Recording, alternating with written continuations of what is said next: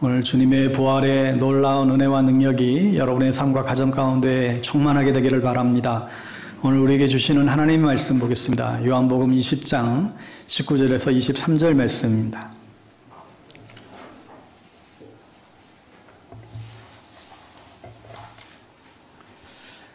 요한복음 20장 19절에서 23절 신약성경 183면에 기록되어 있습니다.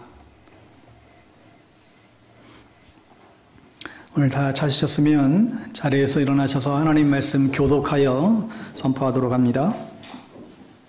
이날 곧 안식 후 첫날 저녁 때에 제자들이 유대인들을 두려워하여 모인 곳의 문들을 닫았더니 예수께서 오사 가운데 서서 이르시되 너희에게 평강이 있을지어다.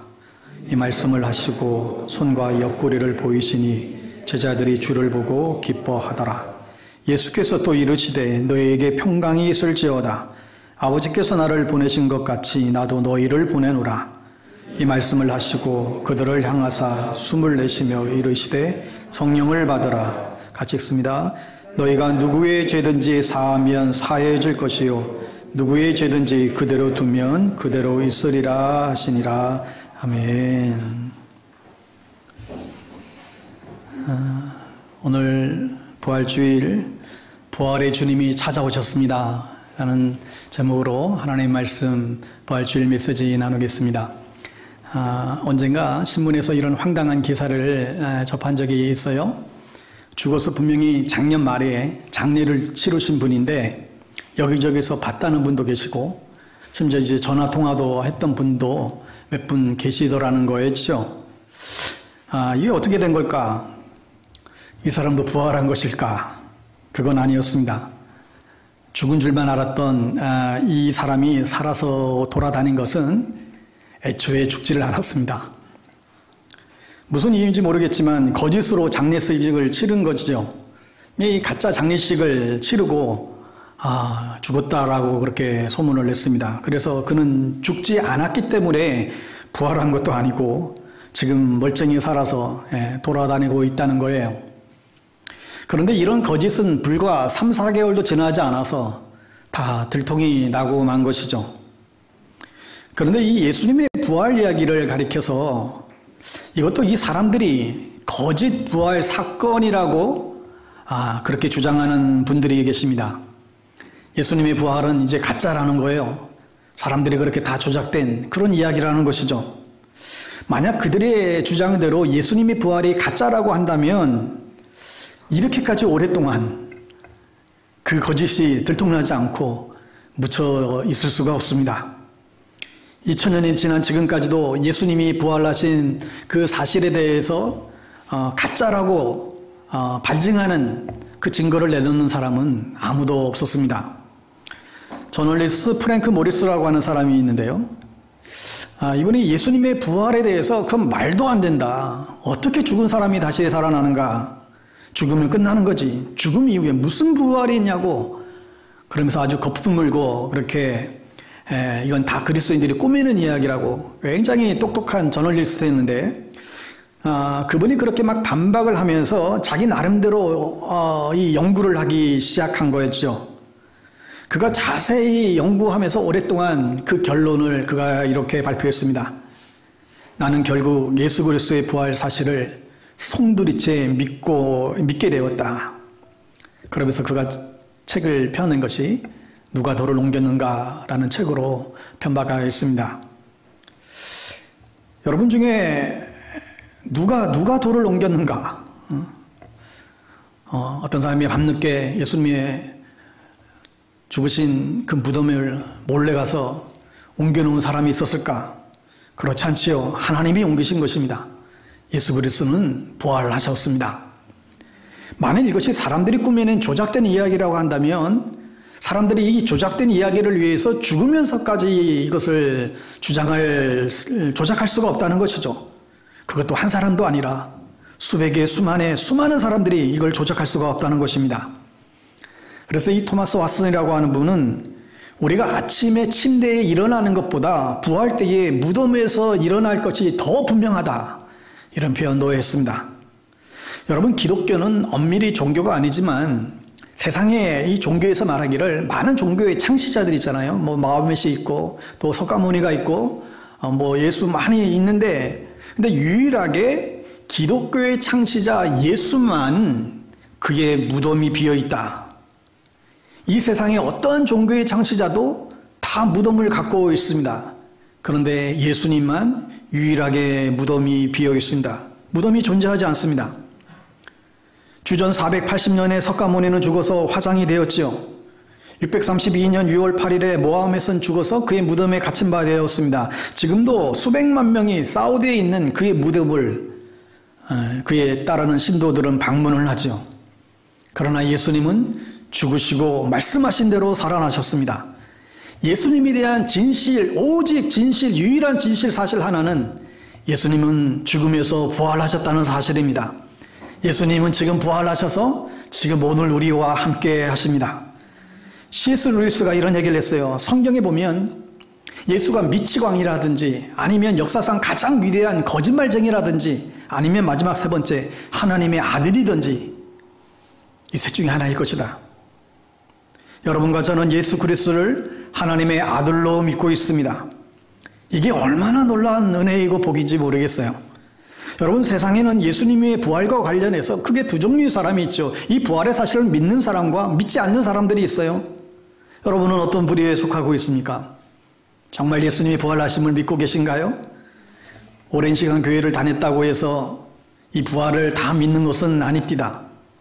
또 직분자라고 해서 꼭 예수님의 부활을 확신하며 그렇게 또 믿지 않는 분들도 있는 것 같아요. 왜냐하면 부활을 안 믿는 사람처럼 사시는 분들이 계시기 때문인 거죠. 여러분, 우리가 타이틀에 속지 않았으면 좋겠어요. 내가 목사인데, 내가 장로인데, 내가 권사인데, 내가 집사인데, 이 타이틀에 속지 않았으면 좋겠습니다. 중요한 건 부활하신 예수님을 만나는 거예요. 만약 예수님을 만나지 않고 우리가 신앙생활을 한다고 한다면 그것은 종교생활에 불과할 것입니다. 고 한경재 목사님이 후배 목사님들을 모아놓고는 한 얘기가 다른 게 아니었어요. 우리가 예수를 믿어야 된다고. 목사님들을 모셔놓고 하는 얘기가 우리가 진짜 예수를 믿어야 된다고. 목사가 믿지 않으면서 어떻게 성도들이 얼마나 더 믿지 않겠는가. 예수 믿어야 된다는 그런 권면을 했습니다. 예수를 만나 우리가 예수를 잘 믿는, 그리고 예배 잘 드리는 그런 인생들 되시기를 바랍니다. 여러분, 부활은 이성이나 어떤 판단으로 되는 것이 아니라 부활은 고백하고 노래하는 거예요. 부활은 설명하는 것이 아니라 믿고 선포하는 것입니다. 찬양하고 고백하는 거예요. 예수님 부활하셨습니다. 죄와 사망의 권세를 깨뜨리시고 예수 그리스도는 부활하셨습니다. 이것을 부활주일 때만 우리가 전하는 게 아니라 이 부활 소망을 가지고 살아가는 사람들은 정말 매일매일 기회가 될 때마다 이 부활의 메시지를 선포하며 우리는 살아가야만 합니다. 예수님이 부활하시고 이 예수님의 이 부활의 그 현장을 제일 첫 번째 목격한 사람이 누구입니까? 성경은 여인들이라고 소개하죠. 오늘 우리가 읽지 않았지만 20장 앞에 보면 막달라 마리아가 첫 증인이었습니다. 또 야고보의 어머니 살로메, 또 여러 여인들이 이제 등장하죠. 만약에 이 부활의 사건이 거짓 증거였는데 이것을 꾸미기 위해서 가짜 증인들을 세웠다라고 한다면, 기독교라고 하는 종교를 만들기 위해서 막달라 마리아라고 하는 여인을 증인으로 세웠다라고 한다면 그것은 사실 결코 그럴 수가 없습니다.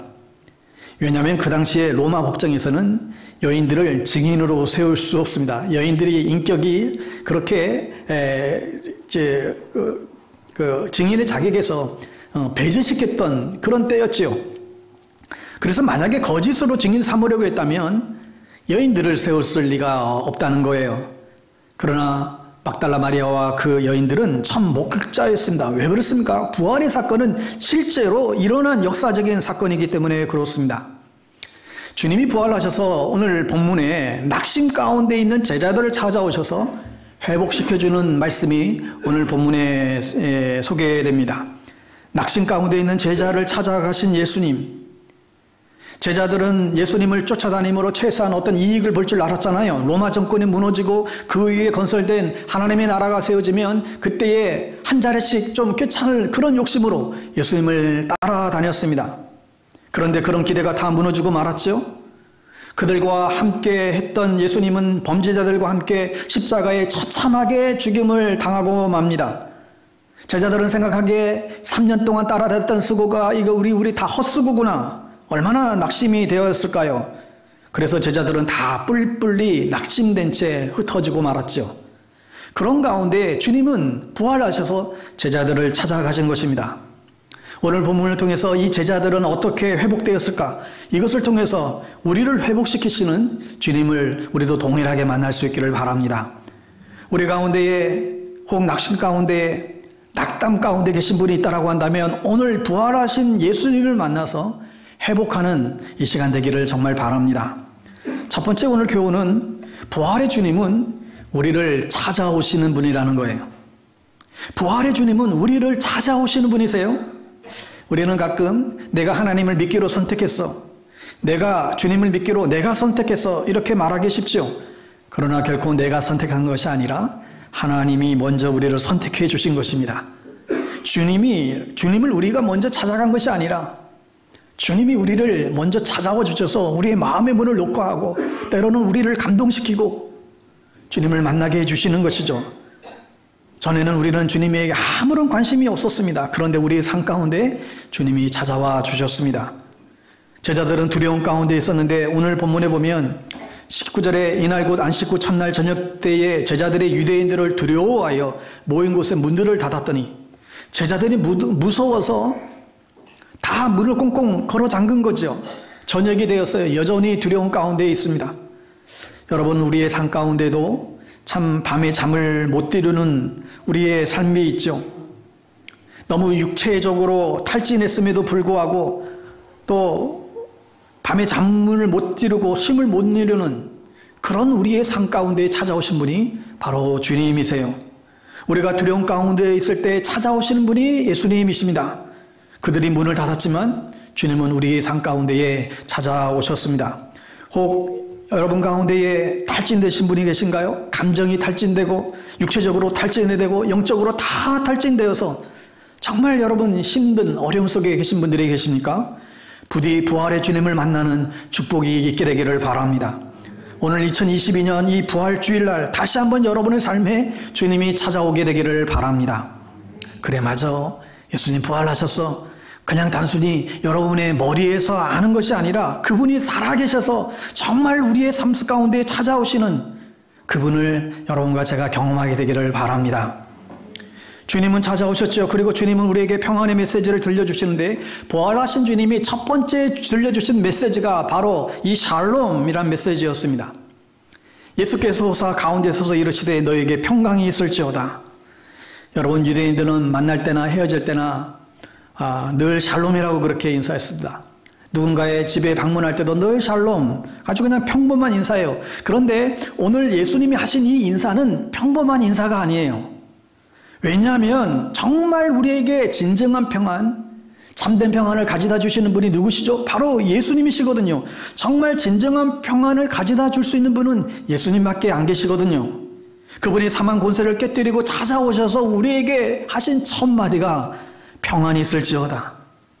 십자가 사건을 목도하고 다들 절망과 또 실망에 짓눌려 있을 때 주님은 찾아오셔서 제자들 향하여 평안하뇨 샬롬 물으시며 부활의 아침을 맞게 해주십니다.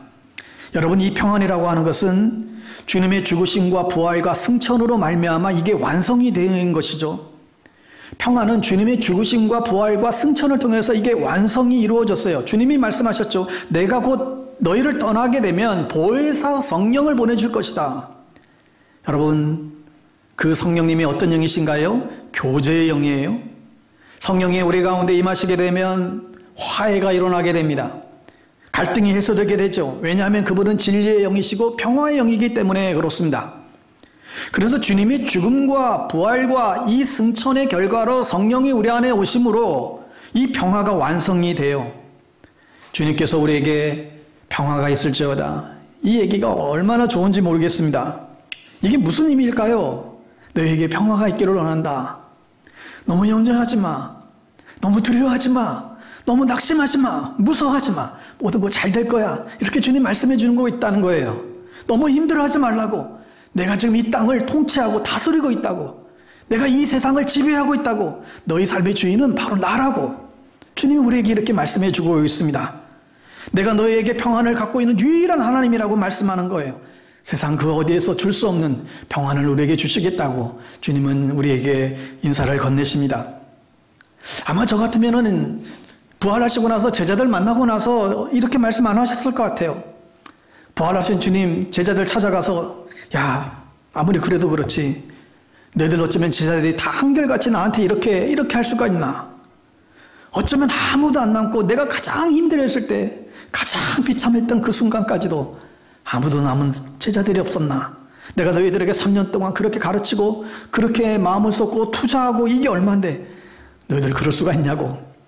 정말 저 같으면은 그렇게 따졌을 것 같아요. 그런데 주님은 전혀 그런 게 없으시죠. 질책하지도 않으시고 놀리지도 않고 제자들을 막 억지로 막 고치려고도 하지 않아요. 주님은 그들에게 평화를 얘기합니다.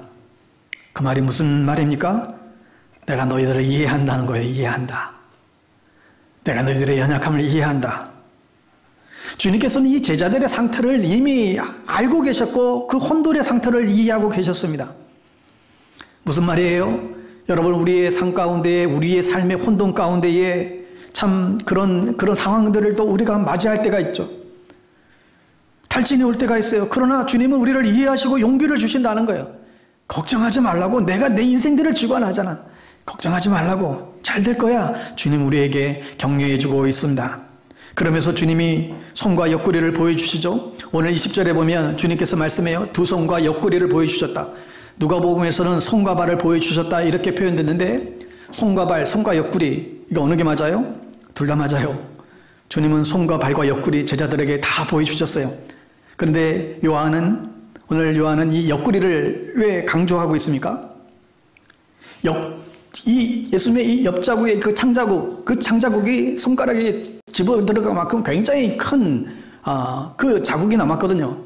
그 넓은 그 자국 속에서 충분히 모든 피와 땀이 다 쏟아져서 내릴 수 있는 그런 상황이었기 때문에 그건 틀림없이 죽을 수밖에 없는 그 상황을 다시 한번 연상시키는 것이죠.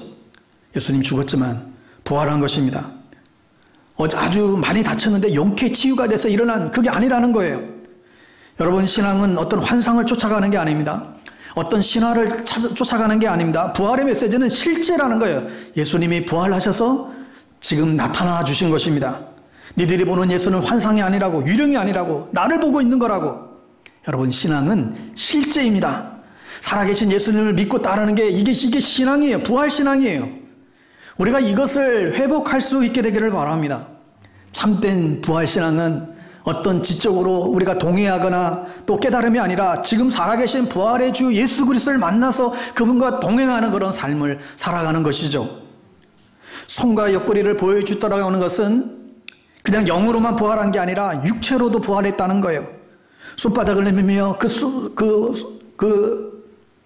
못 박힌 그 흔적 그대로 보이며 내가 너희를 이만큼 사랑한다고. 그 옆자국에 그 창자국을 보이며 내가 너희들을 이만큼 사랑했노라고. 그걸 지금 말씀해 주고 있습니다. 여러분, 제자들이 얼마나 실족한 상태에 있었든지 주님을 보고도 알아보질 못했어요. 그래서 주님이 한번 보라고 그들의 손과 발과 옆구리를 보여주신 것이죠. 주님의 상체가 너를 이만큼 존귀히 여기고 내가 널 사랑한다고 말씀하는 그 음성을 우리도 듣게 되기를 바랍니다.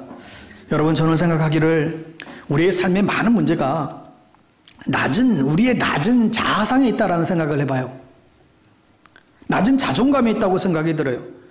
자존감이 낮으니까 아무리 많이 가지고 있어도 아무리 많이 누리고 있다 해도 그걸 누리지 못하고 있는 모습이 있어요. 내가 남들 보기에는 정말 넉넉한데 남들 보기에는 충분한데 그럼에도 불구하고 그걸 누리질 못해요. 그래서 사람들에게 우리는 인정받고 싶어서 남편에게, 아내에게, 부모님에게, 혹 자녀에게, 직장 상사에게, 친구들에게 인정받고 싶어서 무언가를 계속해서 수고해요. 계속 쉬지를 못하는 거예요. 그게 뭐냐면 사실 낮은 자존감 때문에 그래요. 그래서 이 낮은 자존감을 해결할 수 있는 방법이 무엇이라고요? 그게 부활하신 예수 그리스도를 만나는 데 있습니다. 여러분과 제가 그분이 무조건적인 사랑, 나를 대신해서 모든 것을 지불하신 그 예수 그리스도의 그 놀라운 사랑을 깊이 이해하고 그 사랑이 우리의 삶을 온전히 통째로 정말 우리를 사로잡을 때 우리는 자유할 수 있어요. 우리의 자존감이 올라올 수 있습니다. 인정받으려고 하지 않아도 이미 만왕의 왕 되신 우리 주님께서 우리를 존귀히 여기고 있다는 이 사실 때문에 우리는 이미 인정을 받은 것이죠. 우리는 얼마든지 회복될 수 있습니다. 오늘 이 부활주일에 이 사랑의 메시지를 한 분도 빠짐없이 접하시기를 바랍니다. 그리고 주님께서 제자들을 보내시죠. 무슨 말인가요? 제자들을 다시 보내세요. 사명을 주시는 모습을 보게 됩니다. 21절에 보니까 아버지께서 나를 보내신 것 같이 나도 너희를 보낸다. 성부 하나님께서 아들 예수님을 세상에 이 땅에 보내셨죠. 하나님이 세상을 이처럼 사랑하사 아들을 세상에 보내셨습니다. 이제는 또 예수님께서 동일하게 그의 제자들을 세상 가운데 지금 보내고 있습니다. 어떻게 보면 참 예수님의 믿음이 대단한 것 같아요. 어떻게 이 제자들을 믿고 그렇게 불신과 또 불만족에 가득 찬 이 제자들을 믿고 이 세상에 파송하고 있을까? 제자들도 자기 스스로들도 믿지 못하고 있었는데 자신의 연약함을 알았기 때문에 어쩌면 제자들은 우리는 정말 구제불능이야, 우리는 안 돼, 이렇게 생각할지 모르겠어요. 그런데 예수님이 뭐라고 하고 있어요? 하나님이 나를 세상에 보낸 것처럼 내가 너희를 세상에 보낸다. 이 말을 이렇게 생각이 들어요. 너희들이 실수하고 비록 나와 함께 하지 못했지만 너희들을 향한 나의 계획이 있다. 너희들은 세상을 변화시킬 거야.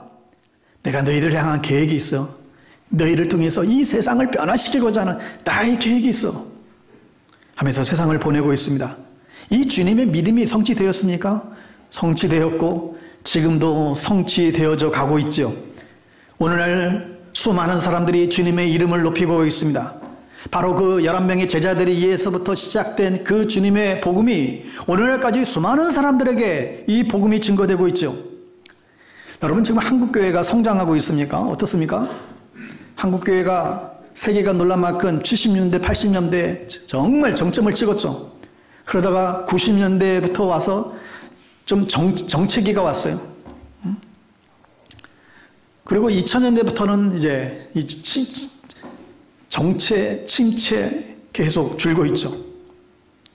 미국 교회 역시도 멈췄다가 지금 또 계속 줄고 있어요. 한국 교회는 미국 교회를 늘 따라가는 것 같아요. 그런데 감사하게도 글로벌 철치들은 엄청나게 성장하고 있다는 사실을 아십니까? 아프리카에, 아시아에, 중남미에, 저 남미에 하나님께서 얼마나 놀라운 부흥을 지금 일으키고 있는지 몰라요. 며칠 전에도 아프리카에서 사역하시는 선교사님이 메일로 보내왔어요. 그것 원주민들이 수십 명이 세례를 받고 그들이 신학교에 들어와서 다시금 철저하게 믿음과 순종의 훈련을 받고 있는 그 모습을 사진과 함께 보내왔는데, 여러분, 이게 왜 이런 일들이 가능한 것입니까? 보냄을 받은 자가 있었기 때문에 이런 일들이 일어나는 거예요. 여러분, 이 통계 자료에 의하면 전 세계 기독교 인구가 2022년 올해 중순쯤 되면 중순에 좀 맞춰서 통계를 낸 게 전 세계 인구 79억 5천 명 정도 가운데 기독교인은 약 32.18%에 해당되는 26억 1,000명 정도 될 거다, 이렇게 예상하고 있습니다. 이슬람이 바짝 쫓아오곤 있지만 아직까지는 기독교 인구수가 33%에 가까우니까 제일 먼저 이제 앞장서고 있죠. 지금 전 세계 가장 많은 기독교인이 어디에 삽니까? 여러분, 지금 전 세계 가장 많은 기독교인이 어디에 살고 있을까요? 어딘 것 같아요? 미국인 것 같습니까? 어느 나라에 제일 기독교인들이 많이 있죠? 중국이에요, 중국. 2030년이 되면 미국 전체 인구보다 중국 그리스도인들이 더 많아질 거라고 이렇게 선교학자들은 지금 예측하고 있습니다. 여러분, 지금도 많은 미전도 종족들이 있지만 계속해서 그들의 부족으로 성경을 번역해서 나눠주는 일들이 계속되고 있죠. 얼마 전에 어느 신실한 믿음의 가정을 만난 적이 있었는데 너무나 그들의 삶이 아름다운 거예요. 그분의 삶이 그분들의 삶에 하나님이 찾아가시고 하나님이 이끄셨고 지금도 이끌어가고 계시는 그런 삶의 그 감정들이 너무너무 귀한데 그분 일찍 은퇴하셔가지고 전 세계 다니면서 선교지마다 다니며 구제하고 선교하고 그분이 일평생 벌어놓은 돈 가지고 매일 구제하고 선교하고 이거 하며 다니는 거예요. 근데 그 삶이 너무너무 복된 거예요. 너무너무 아름다운 거예요. 주님과 동행하며 살아가는 그 삶의 여정이 너무너무 귀한 거죠. 제 생각에 무슨 생각이 들었는가 하면 하나님 우리 교회 성도들이 이런 복된 성도들 되게 해주세요. 정말 주님 앞에 혼전하게 헌신하는 삶을 사는 그런 성도님들 우리 교회 안에도 많이 나오게 해주세요. 정말 주 안에서 누리는 삶이 행복했으면 좋겠습니다. 저는 정말 여러분들이 행복해지기를 원하는데 여러분도 행복해지기를 원하시나요? 그런데 그 비결이 있어요. 그 비결이 뭐냐면 보내심을 받아야 돼요. 우리가 세상으로 보내심을 받을 때 증인으로서의 삶을 살아갈 때 이 삶이 얼마나 복되고 행복한지를 우리는 경험할 수 있었으면 좋겠어요. 요한 웨슬레가 전 세계는 나의 교구다라고 외쳤듯이 우리가 이 시대에 필요한 건 정말 복음에 대한 헌신이에요. 우리는 이 사명을 받은 자입니다.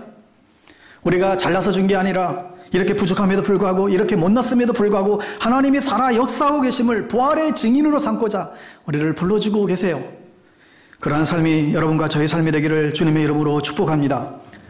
마지막으로 성령을 받아라 명하시죠. 여러분 이 증인의 사명을 감당하려면 우리의 힘으로 되지 않습니다. 성령님이 역사하셔야 됩니다. 자동차도 기름이 떨어지면 더 이상 갈 수가 없죠. 22절에 보니까 이 말씀을 하시고 그들을 향하여 숨을 내쉬며 이르시되 성령을 받으라. 그런데 숨을 내쉬며 성령을 받으라. 여기에 쓰인 이 동일한 단어가 창세기 2장과 에스겔 37장에도 동일하게 나타나요. 창세기 2장에 보면 생기를 그 코에 불어넣으시니 사람이 생명이던지라. 이 표현도 동일한 표현이에요. 에스겔 37장에 보면 마른 뼈에 생기를 불어넣으니까 마른 뼈들이 서로 연결되고 힘줄이 생기고 피부가 덮치고 가죽이 붙고 살아 일어나서 얼마나 놀라운 큰 군대를 이루었잖아요. 이게 동일한 얘기인 거죠. 그러니까 주님이 숨을 내쉬며 성령을 받으라고 한 말과 생기가 들어가서 사람의 생명이 되고 마른 뼈가 큰 군대를 이루고 이게 다 같은 말인 거예요. 이게 무엇을 뜻하는 것인가요? 우리가 생명을 낳는 일에 생명을 살리는 일에 우리를 부르셨다는 거예요. 여러분과 저를 그렇게 세상으로 그렇게 보내시는구나. 여러분 상상해 보세요. 우리가 누군가인데 주님께서 찾아오셔서 이 부활의 주님을 만나주시고 이 사명을 주셔서 생명을 낳는 일에 우리를 보내고 있는 것입니다. 그런데 그 열쇠가 뭐라고요? 성령을 받으라 말씀합니다. 성령을 받는 건 능력을 받는 것입니다. 주님이 찾아오셨어요. 우리를 향한 사랑의 확신을 주셨어요. 미션을 주셨어요. 그러면서 그들에게 필요한 게 성령을 받는 것이었어요. 여러분 오늘 본문 앞달락에 보면 막달라 마리아가 빈 무덤을 보고 제자들에게 와서 얘기해요. 그리고 그래서 그 얘기를 듣고 베드로와 요한이 그 무덤을 향해서 가봤는데 정말 빈 무덤이죠. 이게 어찌된 일이냐고. 그 아침 새벽에 있었던 일이었습니다. 그런데 부활의 주님을 만나지 못하고 다시금 그냥 돌아와서 문을 걸어 잠그고 두려워 떨고 있는 거예요. 부활의 소식을 들었음에도 불구하고 여전히 지금 떨고 있습니다. 그런데 이들의 변화가 언제 일어납니까? 하루아침에 이 제자들이 바뀌게 된 거예요. 그들이 로마 군병이 찾아왔을 때 무서워서 뿔뿔이 흩어졌던 사람들인데 갑자기 바뀌었어요. 그리고 그들이 예수의 부활을 선포하기 시작했습니다. 이게 어떻게 가능한 것입니까? 사도행전 1장 4절에 보면 사도와 함께 모이사 그들에게 분부하여 이르시되 너희가 약속하신 성령을 받기까지 예루살렘을 떠나지 말고 머물러라 말씀합니다. 그래서 약속하신 성령이 그들에게 임했을 때 그들이 성령의 충만함을 받고 그들이 나가서 그 증인의 삶을 감당하잖아요. 그리고 대부분의 제자들은 나중에 담대하게 복음을 증거하다 순교의 제물이 다 되었습니다. 키가 뭐예요? 성령의 충만함이에요. 오늘 여러분과 제가 성령의 충만하게 되기를 주님의 이름으로 축원드립니다. 2022년이 부활주일 예배를 드리는 여러분과 저에게 성령이 임하고 성령이 충만함해져서 부활의 증인으로 살아갈 수 있는 놀라운 힘이 받게 되기를 바랍니다. 성령 충만한다고 할 때 자칫하면 무슨 은사주의로 빠지는 분들이 계세요. 가장 성령 충만한 사람은 어떤 사람인가?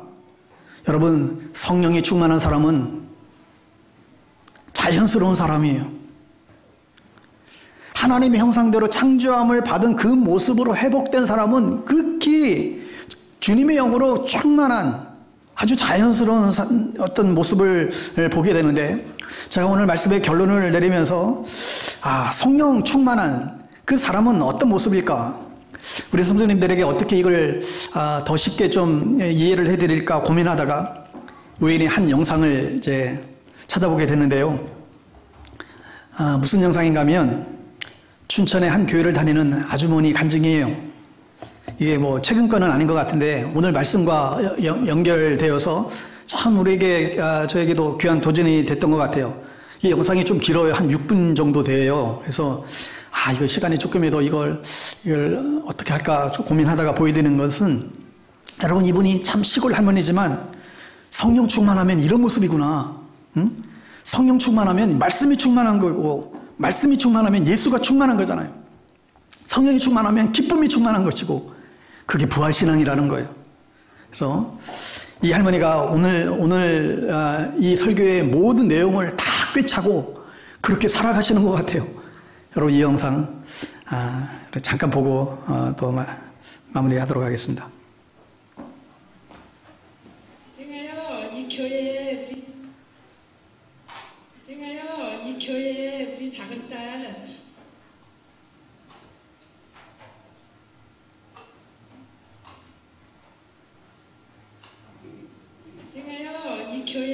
우리 작은 딸 성인가요 10번만 오고서 안아주는 날이거든요. 그때는 성당회를 다녔어요.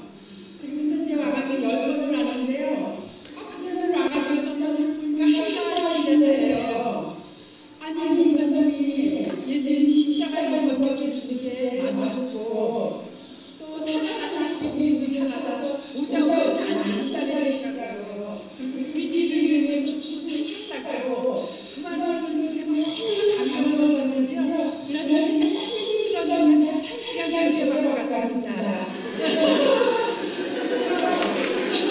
그다음에 교회 와가지고요. 중간에 받았어요.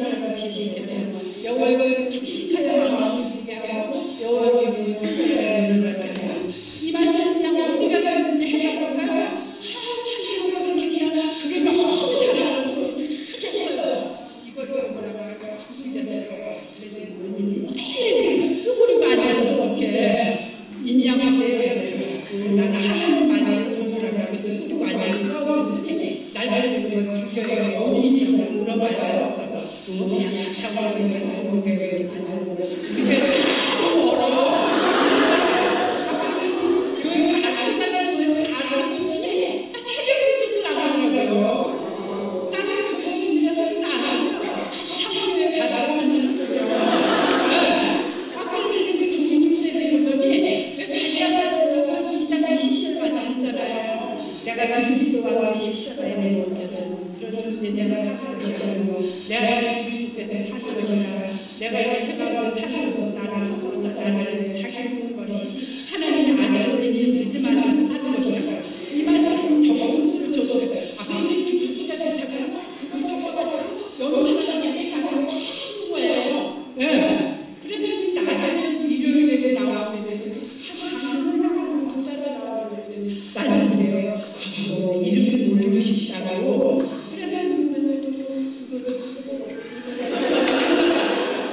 그래서 예수님 믿으려서 안 하는데 저도 헷갈리더라고요.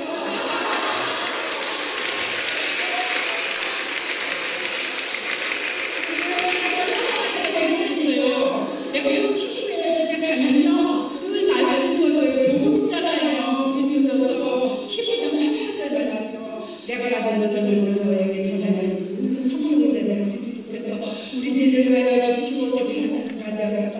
성령을 3일 만에 다시 살아난다. 이 말을 읽어주고 내가 그런 거예요. 지시라는 지시라는 잘하냐 영접을 한다고 우리들을 믿는 자들에게 하나님의 자녀가 되는 것입니다. 예수님을 믿어봐라. 내가 살아나는 거 너는 맨날 무엇이 그냥 너무 나를 시키나 봐. 너는 내가 생각하는 건데요. 그런데 예수님이 내 안에 계신가? 나는 기뻐요. 아직 걔보다 내 근심은 100배 더 해야 되는데 이 근심이야?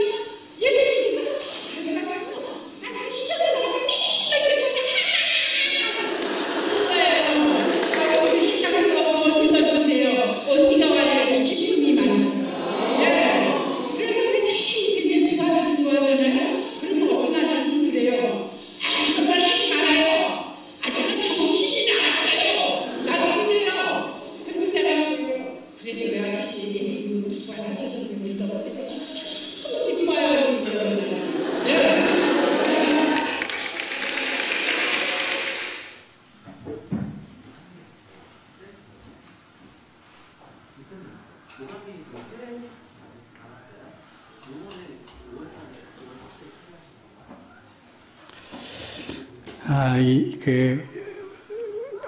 무슨 내용인지 알아들으셨어요? 예, 좀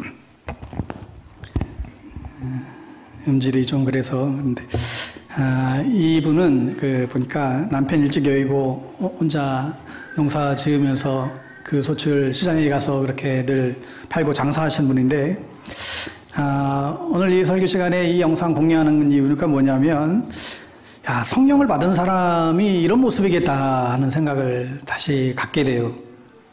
정말 부활 소망이 있는 것이 너무 기쁜 거예요. 정말 이분 안에 막 말씀이 살아있잖아요. 이 할머니가 암송 몇 구절 있을까요? 보니까 막 100구절 이상 있대요. 교회 와서 처음 다닐 때 3년 동안은 매일 저기서 그냥 잠만 자다가 갔다고 그렇게도 했는데 지금은 정말 살아있는 말씀이 그분의 인생을 이끌어가는 것들을 이제 보게 됩니다. 여러분이 부활주일날 어느 때의 부활절보다도 참 우리가 그동안 힘겨운 삶의 여정들을 우리가 코로나 때문에 더 이렇게 진리로 왔는데 여러분 다시 한번 이 진리였던 우리의 영혼들이 이 부활의 놀라운 이 은혜와 능력으로 소생을 받는 귀한 시간이 될 수 있게 되기를 바랍니다. 기도하겠습니다. 주님의 부활을 찬양합니다. 주님의 부활은 사실이며 역사적인 실제이며 지금도 우리 안에 일어나고 있는 놀라운 생명의 사건임을 선포합니다. 주님께서 죽음에서 부활하셨듯이 이 부활절에 이 부활의 찬양 소리가 울려 퍼질 때 공포의 전염병이 세계 모든 곳에서 사라지게 하시고 우리를 뒤덮고 있는 모든 흑암의 권세들 떠나가게 될 줄 믿습니다. 이 시간 살아계신 부활의 주님을 만나게 하시고 부활의 증인될 삶을 살아가는 저희들 되게 하여 주옵소서. 예수님의 이름으로 기도합니다. 아멘. 이제 오늘 성찬예식 참 모처럼 성찬에 참여하게 되는데 성찬을 받으면서 성령의 충만함이 우리 안에 임하게 되기를 바랍니다. 성찬을 통하여 다시 한번 내 안에서 역사하시는 그 주님을 깊이 경험하고 누리는 시간이 되기를 소망합니다.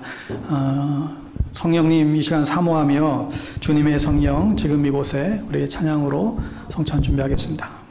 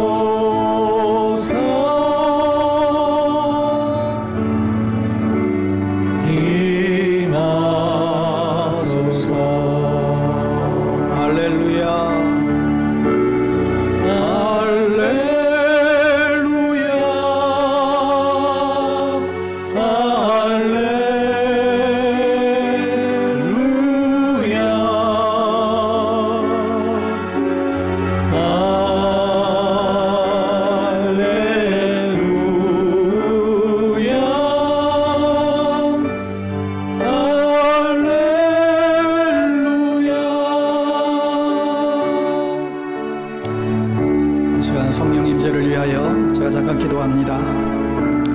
하나님 우리를 다시 부르시고 은혜의 식탁에 초청하여 주셔서 감사드립니다. 이 시간 주께서 몸소 저희를 위하여 주셨고 또 기쁨으로 받으신 이 희생의 식탁을 받고자 합니다. 부활이요 생명이신 주님을 바르게 고백하고 증거하는 자로 살아갈 수 있도록 성령님 함께하여 주시옵소서. 예수님의 이름으로 기도합니다. 아멘. 사랑하는 여러분, 부활의 최고의 증거는 빈 무덤이 아니라 부활의 최고의 증거는 예수님을 만나는 데 있습니다.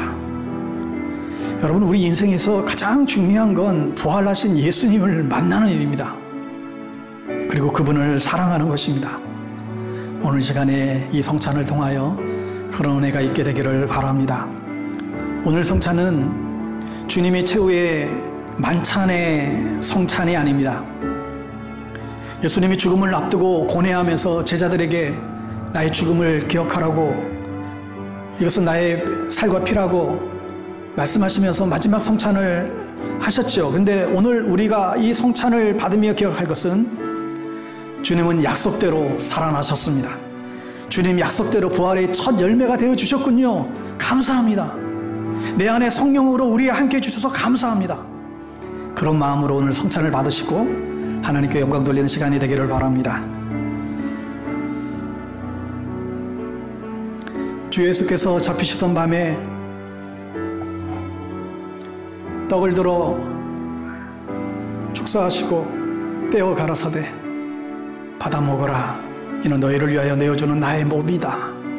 먹을 때마다 나를 기억하거라. 주님 말씀하셨습니다. 주님은 식후에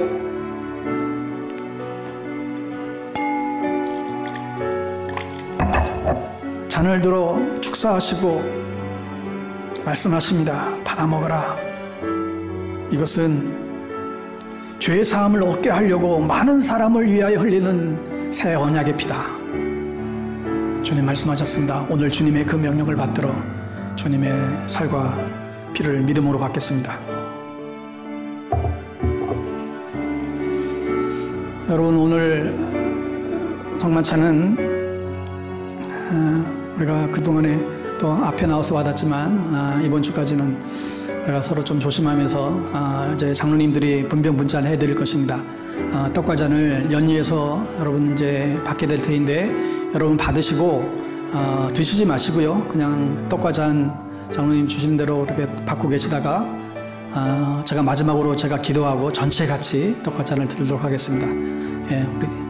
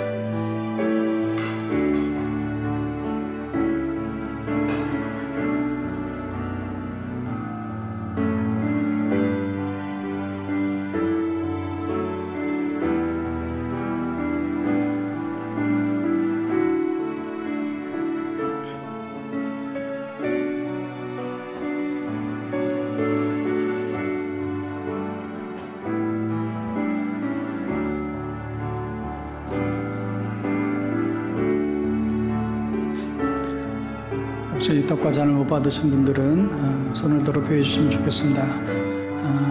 우리 아이들도 세례를 받은 우리 아이들은 성찬회에 참여할 수 있습니다. 같이 동참하겠습니다.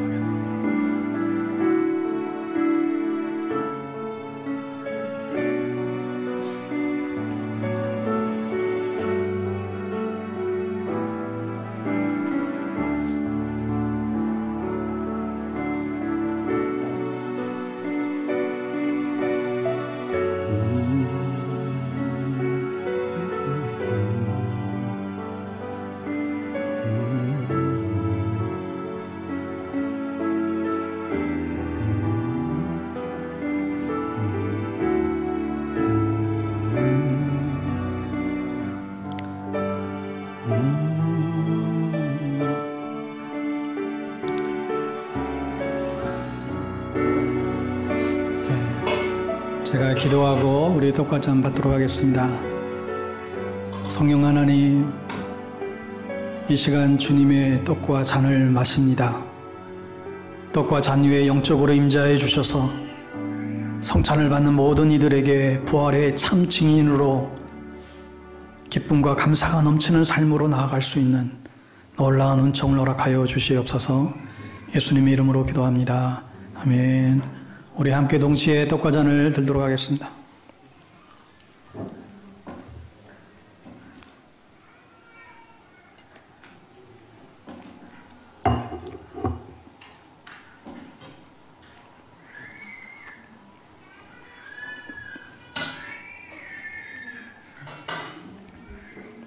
기도하겠습니다. 하나님 아버지, 이 시간 그리스도의 몸 안에서 성만찬으로 하나가 되게 하심에 감사합니다. 주 예수여, 우리가 당신의 죽음에 동참하고 당신의 부활에도 참여하기를 원합니다. 우리에게 당신의 힘과 생기로 함께하여 주옵소서. 주님을 기뻐하며 부활 소망을 가지고 살겠습니다. 부르심의 자리에서 마라나타 고백에 합당한 삶을 살아가도록 저희들을 성령으로 충만케 하여 주시옵소서. 살아계셔서 세상 끝날까지 성령님과 함께 이 역사를 주관하시는 예수님의 이름으로 기도하옵나이다. 아멘. 오늘 성찬 잔 용기는 일회용입니다. 나가실 때 이제 폐기할 거니까 나가실 때 내주시면 좋겠습니다. 모두 자리에서 일어나셔서 우리 마지막 화손 찬양으로 오늘 예배를 마치겠습니다. 살아계신 주, 다시 한번 주님을 여러분 기쁨으로 고백하고 선포하며 이 찬양으로 하나님께 나가겠습니다.